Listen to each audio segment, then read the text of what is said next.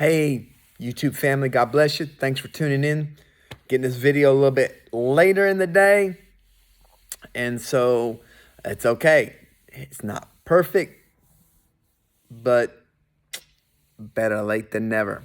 So I am going to talk to you today about precision is less than consistency. If you look at the title, you see the less than sign. So what do I mean by that?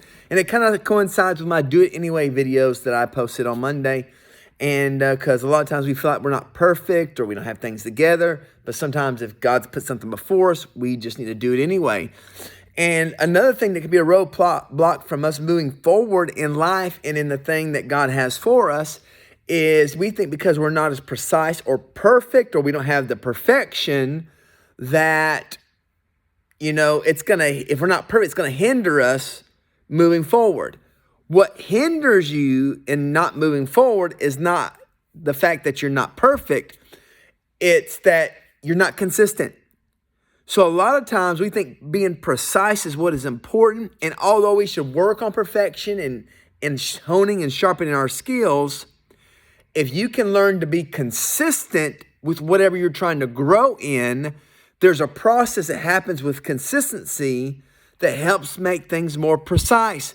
I remember it wasn't until I started preaching on a weekly basis as a full-time youth pastor that my preaching ability began to become more precise, more polished. And until I started doing things on a regular basis, a consistent basis, I didn't grow.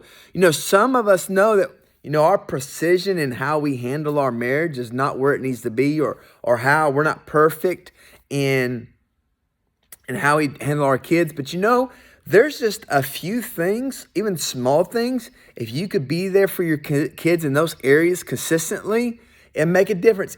Listen, men, if you're frustrated with not being the husband you need to be, I'm just going to tell you, you'll never be the perfect husband. But if you can be consistent in doing a few things and loving your wife, you could very well become the man of your wife's dreams. And wives, if you're a wife and you're watching this and you're thinking, man, I don't have all my stuff. I got this mom guilt and, I'm not there for my husband. You know what? If you can just be consistent in a few small things and do those well, you don't have to be perfect, but if you can be consistent, you could be the woman of your husband's dreams.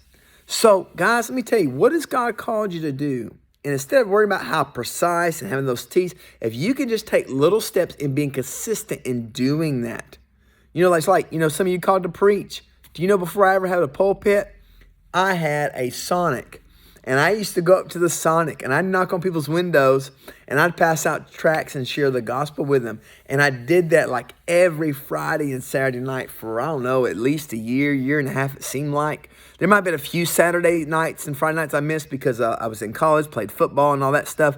But I was still consistent. It was a thing that I consistently did. And I grew in my gifting. I wasn't perfect. Sometimes I stumble over my words. I'd forget stuff. But I'm just telling you right now, what is greater than precision is your consistency. What is greater than your perfection is your consistency.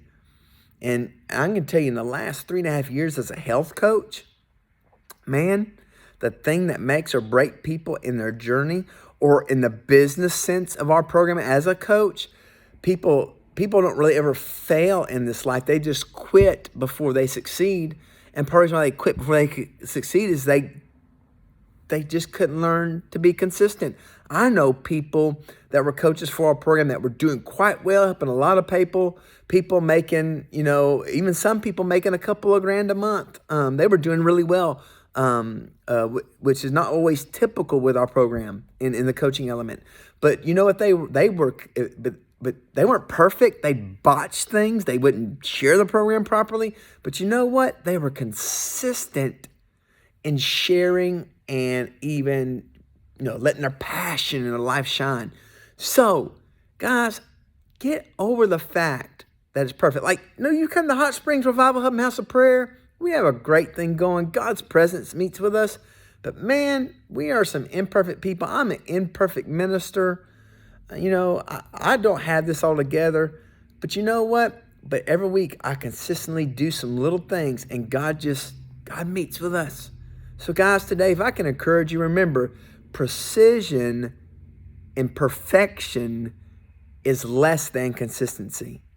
So guys, whatever it is you can do day in, day out. I mean, let's just go back to the Apostle Paul. What did he say?